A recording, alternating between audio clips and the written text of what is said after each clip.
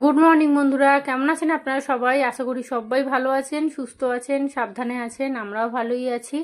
আজ হলো শুক্রবার, বেলা এখন 11টা বাজে। আজ একটা বিশেষ দিন। আজ হলো দোল পূর্ণিমা। দোল পূর্ণিমার অনেক অনেক শুভেচ্ছা জানাই আমার সকল বন্ধুদের, সবাইকে জানাই হ্যাপি হোলি। তো আজকে হোলি হলেও আপনাদের তো গতকালকেই বলেছি, আমার মনে আর রং মানে আমার জীবনে আর রঙিন কোনোদিন, আমার জীবনটা রঙিন কোনোদিন হবে না। কারণ সব কিছুই আপনারা জানেন। যাই হোক, আজকে সকালটা তন্ময় ঘরে নেই। তন্ময় গেছে কাজে। ও কোনো বছর হোলিতে কিন্তু কাজে বেরোয় না, কিন্তু এবছরই বেরোতে হয়েছে। চাটা খেয়ে 9:30টার দিক করে বেরিয়ে গেছে। আর তিশান তো গতকালকে সন্ধেবেলায় মায়ের বাড়িতে চলে গেছিলো, ওখানেই ও হোলি খেলবে। মা আমাকেও যেতে বলেছিল যে তন্ময় যখন চলে গেছে তাহলে তুইও চলে আয়, একেবারে খাওয়া দাওয়া করে একদম সন্ধ্যেবেলা চলে যাবে। কিন্তু আমার মনটা এতটাই খারাপ, এতটাই খারাপ, মানে কি বলবো, মানে শরীরটা চলছে না, মানে কোনো রকম করে এই কাজগুলো করতে হবে, তাই করছি আর কি। তো আজকে আর রান্নাবান্না কিছু নেই। তন্ময় তো খাওয়া দাওয়া ওখানেই করবে বলে গেছে, ওরও আস্তে আস্তে সন্ধে হয়ে যাবে। তিশানও সন্ধেবেলা আসবে। আর মা বললো আমি তাহলে তোর ভাত পাঠিয়ে দেবো। অনেকবার ফোন করেছিল, আমি না মা আমার ভালো লাগছে না, আর এমনিও ঘরে কাজ আছে টুকটাক। এতক্ষণ তো ওই ল্যাদ খেয়ে খেয়েই তো চললো 11টা অবধি। তো ভাবলাম না, একটা কাজ করি, যতক্ষণ শুয়ে থাকবো মাথার মধ্যে নানা রকম চিন্তা ভাবনা ঘুরবে। তার থেকে বরঞ্চ এখানটা সেই ডিল করেছিল না, টিভির হুক লাগিয়েছিল, তো এখানটা খুব নোংরা হয়ে আছে। প্রথমে ভিজে ন্যাকড়া দিয়ে ভালো করে মুছে নিয়েছি, তারপরে ওই যে একটা যে সেই এই ডাস্টার কিনেছিলাম না, ওইটা দিয়ে ভালো করে সুন্দর করে ঝেড়ে নিলাম। দেখুন মুছেছি ভিজে ন্যাকড়া দিয়ে, কত সুন্দর পরিষ্কার হয়েছে। আর ডিল করলে দেখবেন পাখা চালালে প্রচণ্ড ওড়ে, এতদিন তো ওরমভাবেই পড়েছিল। তো আজকে ভাবলাম সময় আছে যখন একটা কাজ করি, এই টুকটাক কাজগুলো করি। আর দেখুন ফ্রিজটা তো বারান্দায় রেখেছি, কিন্তু ফ্রিজটা আমাকে ওখান থেকে ফ্রিজ সরাতে হলো না, মাইক্রোওভেনটা সরাতে হলো। এই যে ফ্রিজটা যেহেতু এই কোণা করে রেখেছিলাম, তো একদম ওই যা মানে বারান্দার ওই গ্রিলটা সেটিয়ে ফ্রিজ পুরো গরম আগুন হয়ে যাচ্ছে। আমি ভাবছি এখনই এত গরম, তাহলে গরম মানে যখন পড়বে পরের মাসে কি করব আমরা। ফ্রিজটা পুরো গরম আগুন হয়ে যাচ্ছে একদম গাটা। তন্ময় বলছে আগে শিগগিরই সরাও, নাহলে ফ্রিজের পাওয়ারটা নষ্ট হয়ে যাবে। তো জলের ড্রামটা ওখানে ঢুকিয়ে দিয়েছি, আর ফ্রিজটা পুরো মাঝখানে নিয়ে চলে আসলাম, দেখি এখন গরম হয় কি না। আর আজকে না ফ্রিজটা পরিষ্কার করব, মারাত্মক নোংরা হয়েছে। সেই যে দুর্গাপুজোয় ফ্রিজ পরিষ্কার করেছিলাম, আপনাদের দেখিয়েছিলাম, আর এই এখন ফ্রিজ পরিষ্কার হচ্ছে। আর এখানে অনেকটা তরমুজ আছে, দুপুরবেলা ভাবছি খেয়ে নেবো। আর রাস্তার ধারেই বাড়ি, তো গাড়ির আওয়াজ হচ্ছে, একটু ইগনোর করবেন। তো চলুন এগুলো সমস্ত খালি করে, এগুলো তো সব মাজামুজি করব।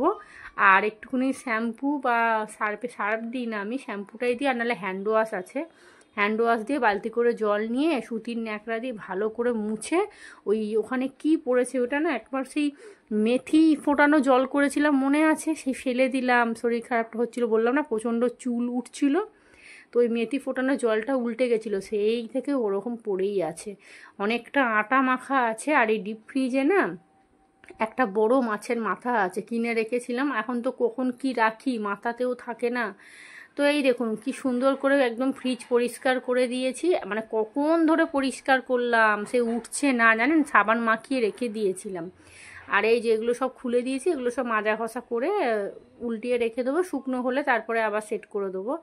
আর এখানে কিন্তু ডিপ ফ্রিজটা কিন্তু এখনও পর্যন্ত পরিষ্কার করিনি, কারণ ডিপ ফ্রিজটা না বরফটা গলছে, গলুক, গলে গেলে তারপরে একেবারে ভালো করে মুছে নেবো। আর ডিপ ফ্রিজটা দিয়েই দেখবেন বেশি কিন্তু গন্ধ ছাড়ে, যেহেতু মাছ ফ্রিজটা একটু শুকনো হয়ে যাক, তারপরে মুছে সুন্দর করে গুছিয়ে নেবো। সন্ধে এখন বাজতে যায় প্রায় 6:30, 7টা বাজতে যায়। তিশান বাড়ি চলে এসেছে। আর এই যে দুপুরবেলা সমস্ত কিছু মাজা ঘষা করে এখানটা রেখেছিলাম, তো এইগুলো সব শুকিয়ে গেছে। এবারে ফ্রিজটা আগে সেট করে দেবো। এখন 6:30 বাজে না, এখন বাজতে যায় ওই 5:30টার দিক করে। আপনাদের অনেকটা বাড়িয়ে বললাম, কারণ বাইরেটা পুরো অন্ধকার কিন্তু হয় না, অন্ধকার হতে হতে মোটামুটি এখন 6:30 বেজে যায়, তার মানে 6টা বাজতে যায় হয়তো। আর দেখুন গ্যাস ওভেনটা ভালো করে পরিষ্কার করেছি, মানে প্রচণ্ড নোংরা হয়েছিল। বারান্দায় যে কটা দিন রান্না করেছিলাম খালি ওপর ওপর একটুখানি মুছে রাখতাম, দেখতে খারাপ লাগবে বলে। আর এই ওভেনটা কদিন চলবে জানি না। আবার একটা বার্নার দেখছি, মানে সেই সেঁটে একবারে পুরো একদম বসে গেছে, তো দেখি কটা দিন চলে। আর ঝিকগুলো সব দেখছি ভেঙে ভেঙে পড়ছে। আর দেখুন তিশানের হাত দিয়ে মা মাছ পাঠিয়েছে, ওইটাতে মাছের মাথা ছিল, মাছের মাথাটা সেই আমি যে ওই ফ্রিজ পরিষ্কার করেছিলাম, বের করেছিলাম না, ওটা এখনো তোলা হয়নি, ওগুলো সব তুলে দেবো। আর তিশানকে পাঠাচ্ছি, ও না ওই ওকে বললাম আসার সময় চপ টপ নিয়ে আসবি, ও চপ কিনে মায়ের বাড়িতে রেখে দিয়ে চলে এসছে, ও আবার যাচ্ছে ওই চপটা আনতে। আর রান্নাঘরটা যে গতকালকে গুছিয়েছিলাম সমস্ত কিছু সব ভিতরে তুলে দিয়েছি, কারণ অত সুন্দর সাজানো গোছানো অত জিনিসপত্র বাইরে এরকমভাবে খোলা অবস্থায় রেখে দিলে হয় না। আর দেখুন বাসনকোসন মোটামুটি এখানেই রেখেছি, মানে ওই কি বলবো, রান্না রান্না করে খেতে হবে যতটুকু যা লাগে ওই জন্য ওরমভাবেই রেখে দিয়েছি। আর এই যে মেজদা দেখছি অনেক মাছ ধরেছে, দেখুন এইটা আমার জন্য দিয়েছে, এখানে মাথা আছে, মাছ আছে, আরও 3 পিস মাছ আছে। আর তেলাপিয়া মাছ যেহেতু তিশান তো মাছ এমনিই খায় না, আমাকে এক বন্ধু কমেন্ট করেছিলেন যে সুপ্রিয়া তিশানকে মাছ তো ভেজে দিতে পারো, ও ভাজা মাছও খেতে চাইছে না, কি করব তাহলে বলুন। সেদিনকে তন্ময় খেতে বসে অনেক বকাবকি করলো, আমি অনেক ভয় দেখালাম, কিন্তু কিছুতেই ও মাছ খাবে না। তো এইবারে একটা কিছু ব্যবস্থা না করতে হবে জানেন, মানে মাছ তো না খেলে খুব অসুবিধা হয়ে যাবে। তো চলুন, আর এটার মধ্যে ওই যে মাছের মাথাটা আছে ওটাকে না ওই প্যাকেটের মধ্যেই ছিল, ধোয়া হয়নি, আমি এবার ভালো করে ধুয়ে এই কন্টেনারটার মধ্যে রাখলাম। দেখি একদিন পুঁই শাক আর না হলে বাঁধাকপি দিয়ে করে নেবো, বাঁধাকপিটা আর করবো না, পুঁই শাকটা দিয়ে করে নেবো। তন্ময় চলে এসেছে, ওকে একটু মুড়ি মেখে দিলাম, এখানে 1 কাপ দুধ চা করে নিয়েছি, 1 ফোঁটাও দুধ নেই জানেন, আমি যে একটু চা খাবো ওই লিকার চাই খেতে হবে। আর এখানে তন্ময়ের জন্য একটু শসা, পেঁয়াজ, কাঁচা লঙ্কা সমস্ত কিছু কুচিয়ে মুড়িটা মেখেছি। আর এখানে লিকার চা আমার জন্য করে রেখেছি। আর এখানে দেখুন অনেক কিছু নিয়ে এসেছি, কিন্তু আজকে দেখুন হিংচের বড়া, তারপর ফুরুলি, তারপরে ছোলা, কাঁচা ছোলা সব নিয়ে এসেছি। আমি এবার আমার মুড়িটা মাখবো। আর কি যে বীভৎস গরম লাগছে, আমি যে কি করে থাকবো আমি তাই ভাবছি। আর বাইরেটা যেহেতু অ্যাডভেস্টার, তো আমি আপনাদের কদিন আগে বলছিলাম না খুব হাওয়া, বাইরেটা খুব ঠান্ডা। ও বাবা, হাওয়া যেই বন্ধ হয়ে গেছে না ওখানটা, মানে সেই ওপর দিয়ে পুরো আগুনের গোলা বেরোচ্ছে জানেন। যাই হোক চলুন, আজকে হলো নেক্সট ডে, মানে হচ্ছে শনিবার সকালবেলা। তো সকাল বলতে এখন বাজতে যায় প্রায় 8টার মতো বাজতে যায়। তো আমি আমার জন্য 1 কাপ দুধ চা নিয়ে নিয়েছি, তন্ময় কাজে বেরিয়ে গেছে, আমি চাটা খাবো, খেয়ে তারপরে এবারে কাজবাজ সব শুরু করব। এখানে অনেকগুলো বাসি নাইটি আছে, অনেকগুলো না 2খানার মতো বাসি নাইটি আছে। তো ওই নাইটিগুলোকে সার্ফের জলে ভিজিয়ে দেবো, ভিজিয়ে দিয়ে তারপরে কি করি দেখি। আর এই যে ফ্রিজটা যে পরিষ্কার করেছি, আর দেখুন বারান্দাটা পুরো, রান্নাঘর বলছি, বারান্দাটা পুরো পরিষ্কার হয়ে গেছে একদম। কারণ কি বলুন তো, বারান্দায় সব তো গ্যাঞ্জাম হয়েছিল, রান্নাঘর তো পুরো ওইখানে নিয়ে চলে গেছি, সেই কারণে বারান্দাটা পুরো পরিষ্কার।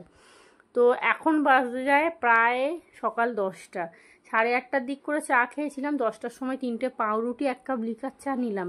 তার কারণটা হচ্ছে প্রচণ্ড সকাল থেকে মাথার যন্ত্রণা করছে, আসলে খুব টেনশান করছি, তো সেই কারণে না মাথা যন্ত্রণাটা হয়ে যাচ্ছে। মানে কি বলবো আপনাদেরকে, মানে আমার আর শান্তি আর হবে না, আমি যেহেতু ওই বাড়ি থেকে বেরিয়ে গেছি, তো আমার কপালে এরকমই দুঃখ আছে। আর এই যে এই ট্যাবলেটটা খেলে একমাত্র মাথার যন্ত্রণা কমে।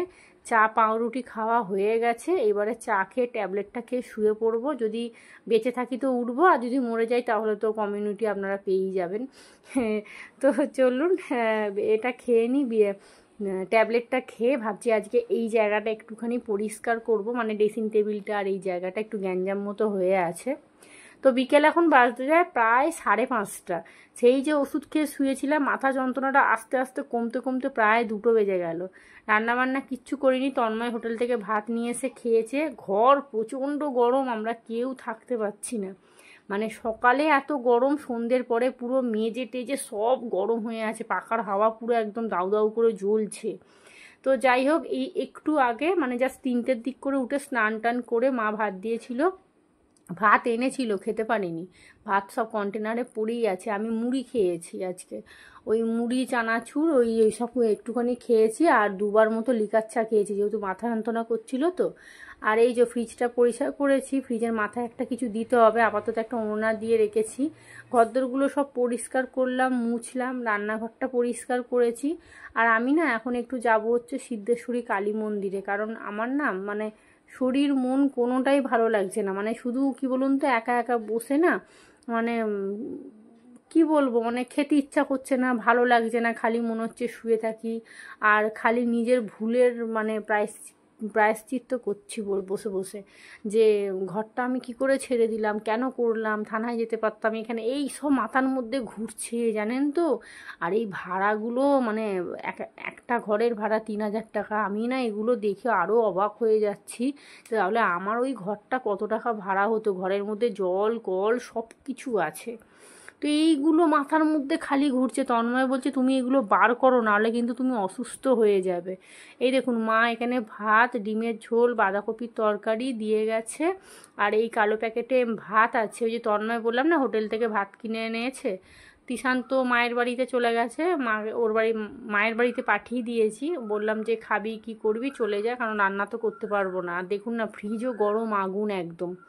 তো চলুন জলগুলো ভরে এখন ফ্রিজে তুলি, যাব একটু মন্দিরে, তবে ব্লগ আর করবো না, কারণ ভালো লাগছে না, মানে শরীর একদম চলছে না। আর আজকে না আমি আরও ইচ্ছা করেই ভাত খাইনি, আমি মন্দিরে পুজো দেবো বলে। আমাদের এখানে সিদ্ধেশ্বরী কালী মন্দিরটা খুব জাগ্রত, খুব জাগ্রত। তো পুজো দেবো, ওই জন্যই মাকে ফোন করেছিলাম, মাও বেরোবে, আমিও বেরোবো। ওই মোটামুটি 6টার দিক করে মন্দির খোলে, 1:30 অবধি খোলা থাকে। আর এখান থেকে অনেকটা দূর, টোটো করে যেতে হবে। এখানে বোতলগুলো ভরে রাখছি, তন্ময় যদি আসে ও জল খাবে। আর আমি আজকে না মায়ের বাড়িতে থাকবো, আজকে আমি আর বাড়ি আসবো না, একেবারে রেডি হয়ে চলে যাব মায়ের বাড়িতে। তিশান আছে, ওই মায়ের বাড়িতেই থাকবো। আর তন্ময়েরও আজকে আস্তে আস্তে বলছে প্রায় 10:30 11টা বেজে যাবে। তো এখানে একা একার কি করব, ভাল লাগছে না। তো মায়ের বাড়িতে থাকলে তবু একটু বৌদির সাথে গল্প করতে পারবো, বাচ্চাটা আছে। তো যাই হোক চলুন ভিডিওটাও এখানেই শেষ করি। আপনারা সবাই ভালো থাকবেন, সুস্থ থাকবেন, সাবধানে থাকবেন। আজকের মতো টাটা।